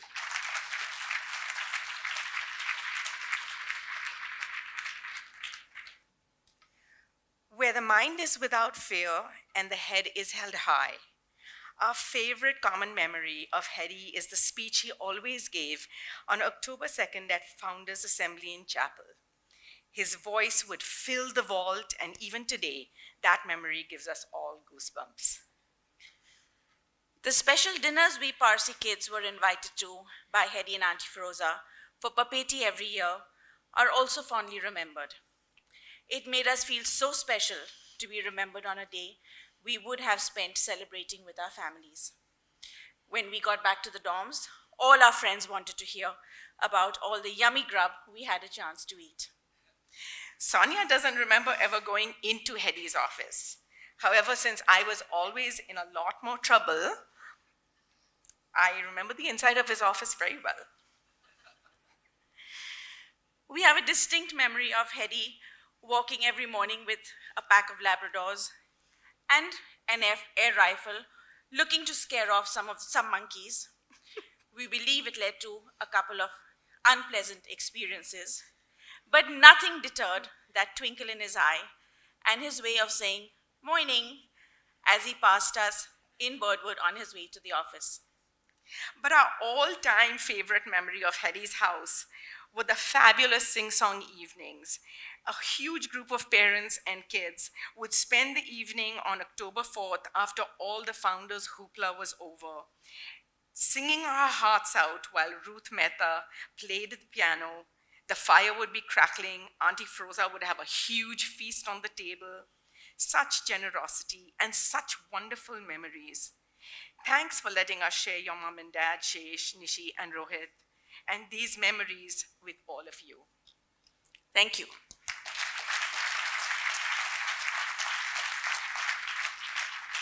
Thank you very much.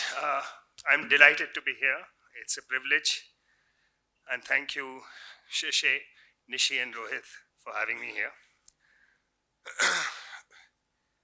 Shomie Das was the headmaster at Doon School for me. And I know there are lots of Sanarians here, and I know that he spent a lot of years there. But for me, he will be the headmaster of Doon School, and that is his identity for me. And I will say that numbers don't matter so much. Quality does. And I rank myself very highly. And he was my headmaster. So he came to school when I was in my S Form in 1988. And immediately, as Philip Barrett here, who was in school at that time, immediately there was a lot of changes in school. He decentralized the entire administration. He gave teachers a lot of powers. He devolved things to them that had been centralized in the headmaster. Most importantly, admissions. He formed an admissions committee. He made the admissions committee in charge of admissions, and admissions enjoy a lot of power, obviously, then as today. He cleaned up literally, the headmaster's office, Earlier, it was a different thing physically. After he came, you could see through the window, the headmaster sitting inside. You could see whom he was meeting. you could see what he was doing, which is an important, visible, transparent intervention and change that he made to school. I was into theater in those days, and I just had some experience because a very famous director from National School of Drama had come. So I was very flush with my success, and I was doing a lot of Hindi debating, and I felt a little subalternized, as you can imagine, at the Doon School. So when Shomie came and I got an opportunity, and there was, in 1989, a very famous play was being revived in Delhi. It was called Agra Bazaar by the great Habib Tanveer. It's one of the greatest plays ever produced in modern India, and one of the most unique plays in the world. It's been in production now for 72 years now. So I went into Shomie's office with a lot of self-righteousness, with a long speech, with a long, big case to justify why I should be allowed to go to Delhi to watch the play. And he just deflated me totally. Before I could launch into it, he said, yeah, just go. And he didn't allow me to vent my righteous angst at all, He just said, go talk to the bursar and go. And it was a very important trip in my life because I saw that play in revival. The person who traveled with me later partnered with me to revive Dastan Goi in the form of storytelling that I now work to. That's my profession. And I ended up translating Habib Tanveer's memoirs into English. So that was the connections we formed then. I directed a big play in my SC form as a student, a play called Tughlaq. And again, the things that have been said by Nishi, I was both a boundary pusher and an unconventional student in that sense. And he allowed me to push the boundary. There was only 1.5 months left to mount a play, which is with big cast, huge production, huge set. But he said, okay, go ahead and do it. I don't have much money for you, but if you can pull it off, do it. And we did it, obviously thanks to a lot of my batchmates and support from the students. And that was very formative for me, eventually, because, that allowed me to believe that I could put up plays, I could do things that I believed in. And that was an important thing for me. It was also important for me that, despite him being my physics teacher for a little while, I could never get into physics. Despite Shashank Veera, who's one of the most brilliant physics teachers the school has had, I ended up dropping physics, and he allowed me to drop physics. So I had a very unconventional set of, sort of subjects. I had chemistry, I had economics, I had English, I had Hindi, and I had and maths. And then I came to college, and the empowerment and the belief that Shomie had inculcated in us allowed me to then do a lot of theater in college as a student director, which was again not common in those days. And I returned to teach in school for a term before I went up to England. He was one of the referees for me, one of the people who wrote my recommendations. And I taught for a term. Again, I did a production there, and his praise of that production in the assembly remained with me as a guiding star for a long, long time. And Auntie Firoza equally, supported the theater work that we were doing, that I was doing as a student, that I did as a teacher. And the respect that they gave me, the belief that they showed in me, was a very important attestation to myself of things that I could go on to do, that I should go on to do. Afterwards, I went to study in England. I came back, and I was unsure about where I wanted to go. I wanted to go to Bombay. I wanted to do other things. And he would introduce me to people, but he was very insistent on the fact that if I am going to make filmmaking or acting a career, then I should burn all my boats and go and do and pursue that fully. I did do all of those things at a later time. Then the amazing thing for me was our relationship was revivified a few years ago. I called him after a gap of, about a decade or so. And, he has had thousands of students in his life, thousands of people that he was close to.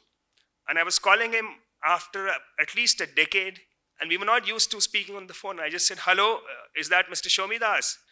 And he said, yes, Mr. Farooqi, what can I do for you? He didn't have my number. He just, it is, as Nishi was saying, the things that he could remember that, we will still struggle to remember. And I was quite flabbergasted. And I was very lucky and fortunate that I went to Hyderabad. I met him. He came to see my performance. My performance was in Urdu, which I don't think he understood much of. But he came, he sat, both because he wanted to support me, and also I think because he wanted to support the endeavor that I was engaged in, which was to rekindle and to revivify, to resurrect an old Indian art form. And this is important. This is important because, he was a kind of an anglicized Bengali. I don't know how much Bangla he spoke. Rudrangshu may know better. But he was an anglicized educator. He was fluent in Bengali. So, but I'm saying, what I'm trying to say is that what is important for him to support the endeavor, because he came from a school, which was a kind of a Nehruvian school.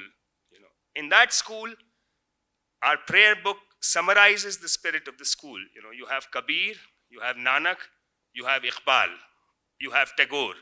And these are the kinds of influences that our educators wanted to inculcate in us, despite our studying mainly in an English medium school.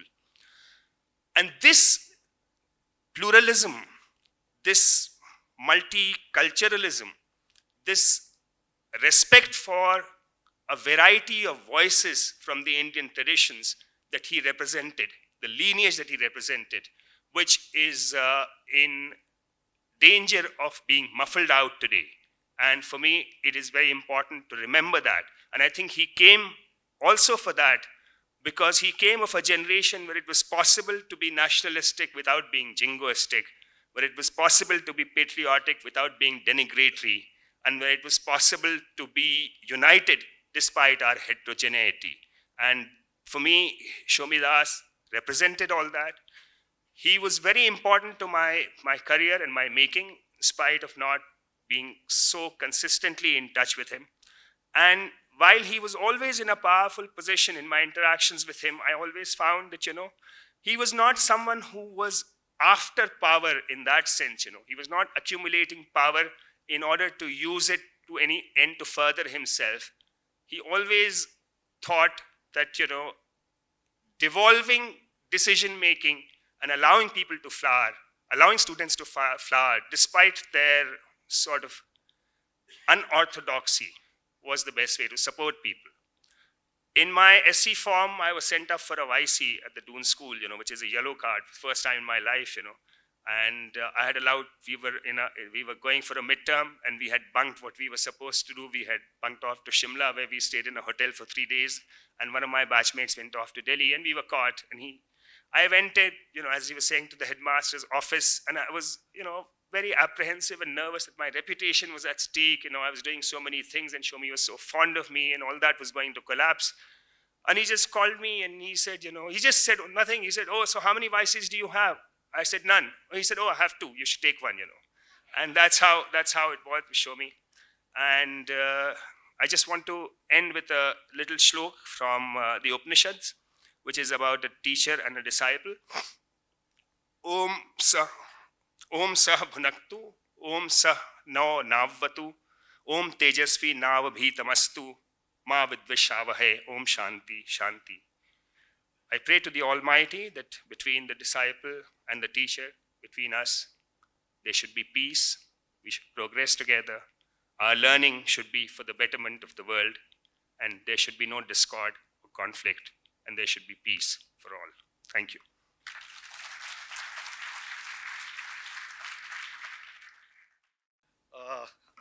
See, all these distinguished speakers, so Nishi had to drag it all down.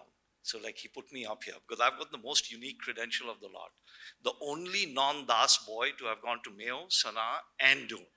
So I have Uncle Shomie to thank me to avoid all kinds of ragging in college, because I could claim any school you wanted.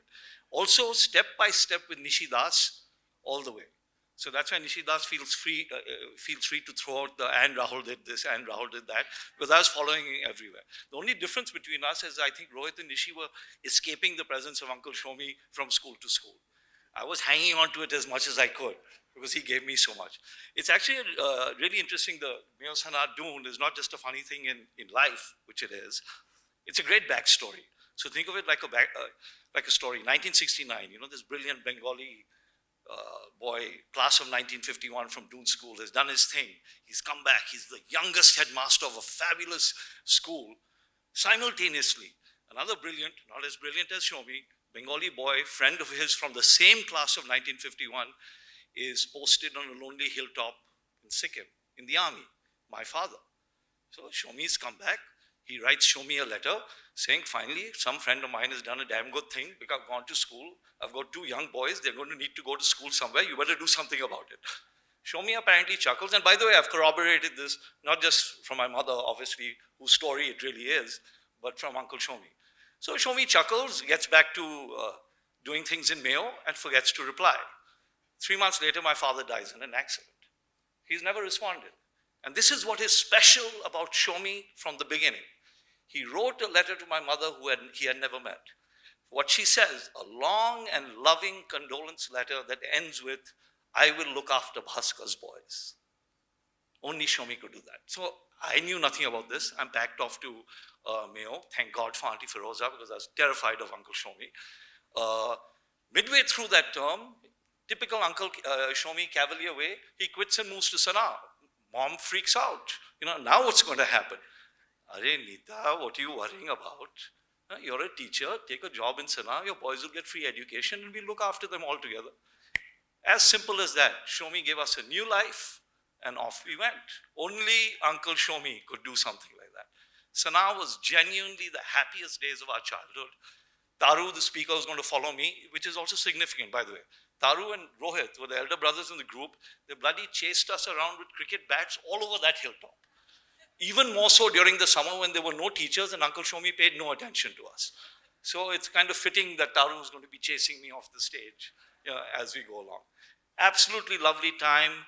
We all know this, what Auntie Firoza gave us. Love, hugs, and endless amounts of food. That poor cook, Lala, how he had to shout, again you're feeding them, again you're feeding them. And he said, Lala, all nikalo. My wife Rad finishing the pies that were cooked for the teachers. It's like, the stories are endless. So, we went from Sanaa. I'd return every summer. Nishi and I would love striding past Birdwood to show the students that Doon School got over earlier than Sanaa. The most extraordinary summers. Through it all, like I have this picture of Uncle Shomie, and I think I was telling Zahin this, he's standing with his newspapers or sitting with his newspapers in that sunroom, looking over the glasses. Rahul, you're here again. Or to make a point, Rahul, I've heard from your mother that you're doing nothing with your life. Go do something. Yes, sir. Yes, sir. Carry on. So many memories. I'm going to even throw in one that I feel like I was there. Rad, who was then a Sanarian teenager, now my wife, righteous anger and full of justice, storms into Uncle Shomie, Mahmood, just like you. A lot of righteous indignation. Takes a whole gang of classmates and charges into Uncle Shomie's office to protest some injustice or the other. And she began, I think she called him sir. You never called him Uncle Shomie when you were in school. Sir, all of us believe in. And he just interrupts and says, Rad, you and who else? She turned around and all the classmates had fled. They left her at the door. So she stops and he very gently said, Rad, go back to your dorm, figure out who's with you, and if there's no one with you, come back and fight on your own. And there's a lesson in there. Today, she says, he taught me how to fight every fight on my own. And that's who he was. What other? I made a note that I better not forget some stories. I'm going to skip some of them.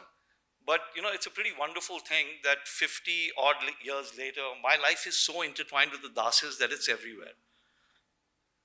Let's start with the oldest one. Rohit's son, Robin, is named after my brother, Robin. Nishi and me were really good friends. His sister from his second family has become my wife. Sheshe has married Bhaskar, who was my brother's oldest friend. I can't escape these people. I am just tied to them all the time. He came to Chicago. Mahmood, I think we talked about this once when you visited in Chicago.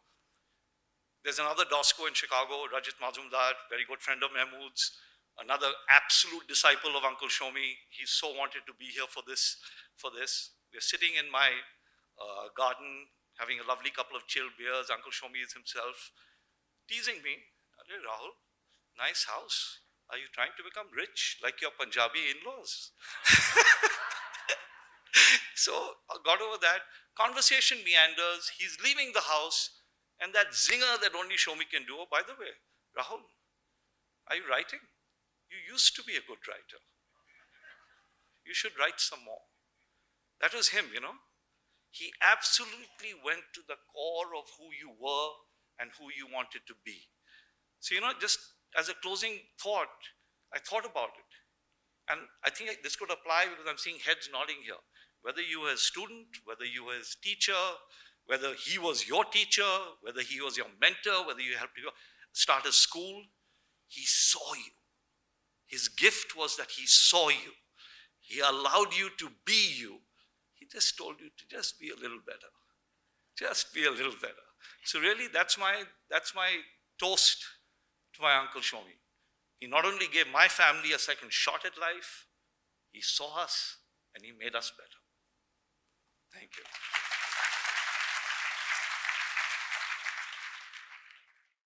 Well, what do you say when you're the 402nd speaker and everything's been said about the person that you want to talk about? My 5-minute speech has become 1 minute. Anyway, I will be always very grateful to Shomie because through him, I met Tintin, Asterix, Obelix, Lucky Luke, not to mention Rohit, Sheshe, and Nishi, who introduced me to these people through comics back in 1974 when I met them. So I've been told to limit my speech to 5 minutes, so I'll go straight into an anecdote with Shomie.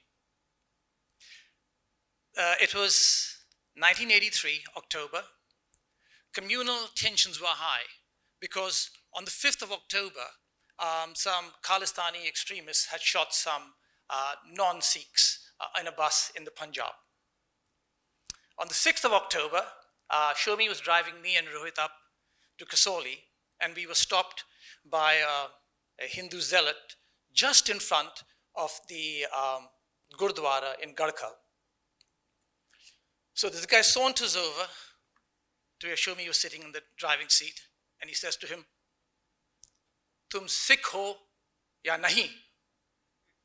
Now, the answer is easy. Nahi. We just will be on our way. And not only that, Shomie, I mean, you don't look like a Sikh.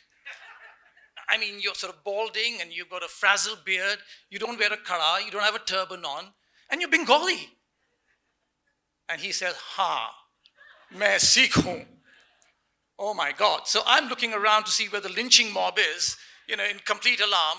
And he casually gets out of the car, grabs the guy by his collar, and he says, "Main Sikh hoon, tum kya karoge?" And proceeded for the next 3 minutes to convince him he was Sikh in between a couple of well-landed slaps. Anyway, to cut a long story short, about 3 or 4 minutes later, we left, and he was convinced by now, this zealot, that Shomie was indeed Sikh. So that's the anecdote. But a couple of sort of, the thing that sort of made me realize from that incident what Shomie was all about. Everybody talks about the fact that he took risks, made changes, etc. What came out to me from that incident, because I was a policeman in London at the time, so I understood things about violence and fear, etc., was Shomie was fearless. And that's where everything comes from. The ability to take risk, to make a difference, to make things change, came from the fact that he was fearless. And when I cast my mind back to when I was in Sanaa as a student, we had, under his watch, we had a poultry farm. I mean, which headmaster starts a poultry farm in a school? And then from a poultry farm, we had a mushroom farm. And then from a mushroom farm, we had a Gobar gas plant. And then he also introduced the Duke of Edinburgh scheme, which must have been closer to him and in some ways ironic in a way, because he was the teacher of the son of the Duke of Edinburgh, now the King of England. And on a personal note, I climbed my highest mountain peak in the Himalayas with Shomie. What else did we do on our own? Okay, so there's one story that does stand out. In 1977, September, he broke the news to me that my father had passed in Delhi. And then right after that, he called a school assembly to honor my father and also to pray for my mother and also offer condolences to our family. I have always felt indebted to him for that. And the debt I've always wanted to repay. He came and stayed with me in Singapore for a while, and that was a great time. And he said how proud he was of his children and of Kabir and what he had achieved in life. But I always felt indebted to him. And here we are, 48 years later, that I now have the opportunity to honor him in a memorial, just like he did my father. So it's a debt repaid, and I'm very, very glad I've had this opportunity. And thank you, Nishi, for allowing me to speak. The final thing I'd like to say is, soon this event will be over. The last speaker will have spoken, the lights will go dim, and we will go back to our day-to-day lives in our homes. But I encourage you, challenge yourself, make a difference. Don't accept the status quo.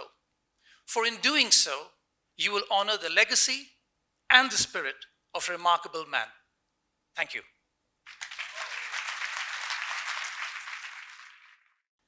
Good afternoon, everybody, and I am deeply honored to have been asked to speak here today about Uncle Shomie. And he was a part of my life from before I was even born. Auntie Feroza was at my parents' wedding reception in 1960 in Calcutta. I went to school with his children, where he was my headmaster at Lawrence School, Sanaa. Sorry, bear with me. I will. Finally, he was most importantly my mentor when I started Astra Trust. My favorite story of Uncle Shomie, Hedi, at Sanaa was when I'd been chucked out of class and he walked past me 3 times. On the first pass, it was good morning. Second pass, still here. And on the third pass, don't let this happen again. And I didn't. He became my first mentor and counsel at Astra Trust when we set up the Street Smart program to bring street children into education. He was there to help guide me through the difficult days of starting an NGO. His advice on defining our mission and our objectives was invaluable. He always made me think, clarify, and question what we were doing and why we were doing it. He was also our first big funder, and his trust gave us this confidence. The best part of being my mentor was the time he spent with me. He would make me drive to Clement Town and have high tea and spend an hour, maybe 2, talking about the children, asking about the program and how we could actually make a difference. He would ask these deep questions and he would make me think outside the box. His encouragement egged me on.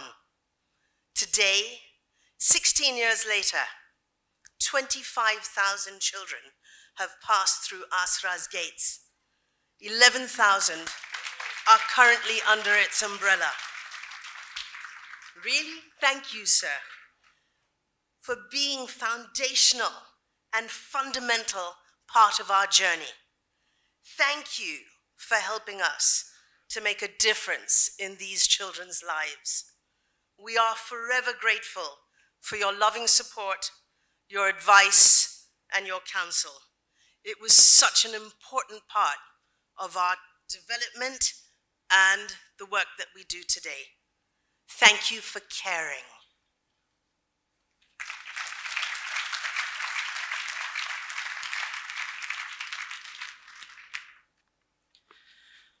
For those of you who don't know, my father is Nishad, the MC, so you can decide who's the more powerful speaker and let us know afterwards.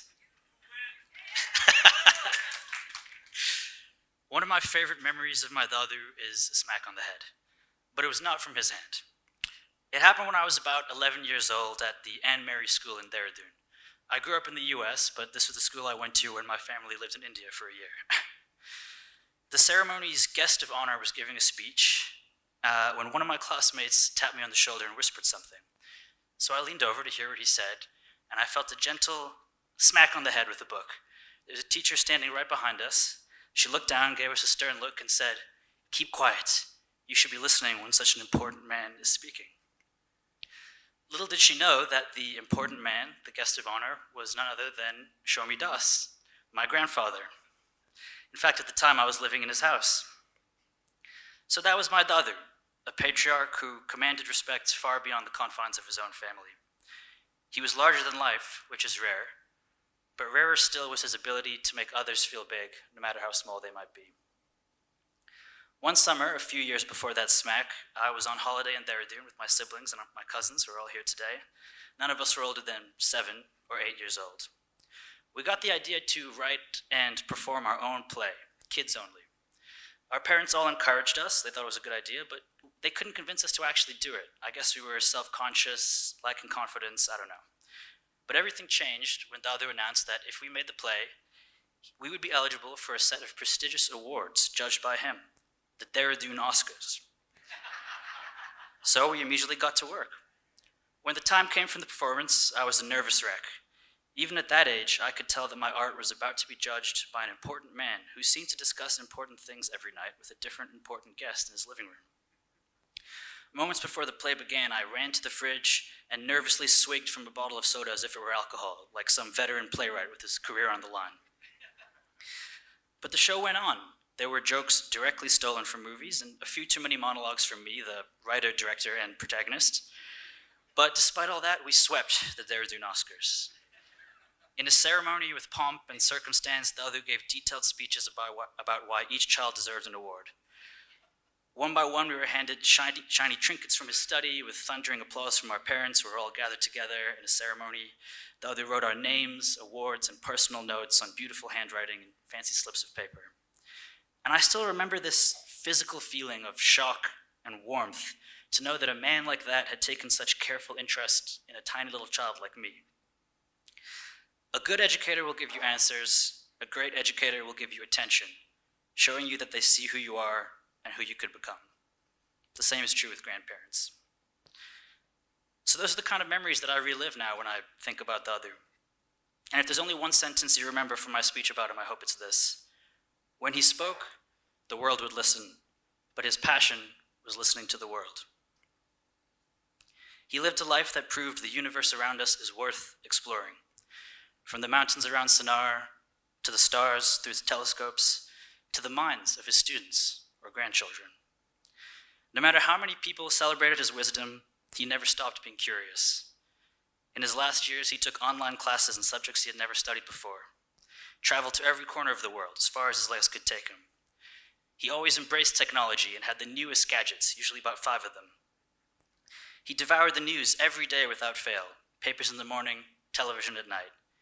And even when Lok Sabha would descend into chaotic shouting, he would watch on, disappointed, but never disengaged. There's this video that he sent me when I graduated college that I've been rewatching several times. And in it, he said that when you become an adult, it's not just about taking care of yourself, it's now about taking care of others. And this is something that I find a lot of comfort in because I wanted so badly to do something really exceptional before he passed, to prove that his legacy of excellence was alive and well. But when I listened to that, I don't think he really would have cared about that. I think he just wanted me to live a life that was for others. Today, you can still feel Dadu's endless curiosity in the schools he founded, the students he shaped, and the friends and colleagues whose lives he's touched.